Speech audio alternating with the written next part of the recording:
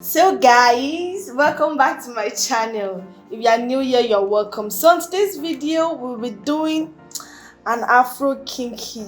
Okay, so first thing first, you have to get a mannequin head and your drawstring. As well, this drawstring I'm using doesn't have a comb, so you can try to get the one that has a comb. So I'll be using my pin to hold it down. As usual, I'll be using this my crochet pin as well.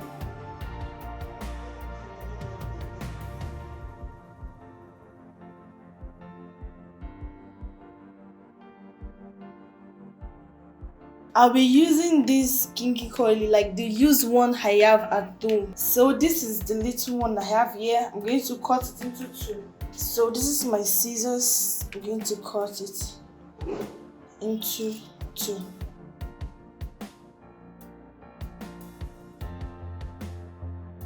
As usual, pull it into it. Okay guys, I noticed this is too small to take this quantity of hair, so I'm changing into a medium size of my crochet hook.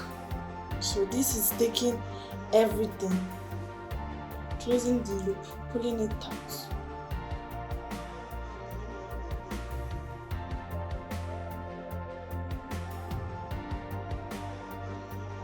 So just continue the process like that.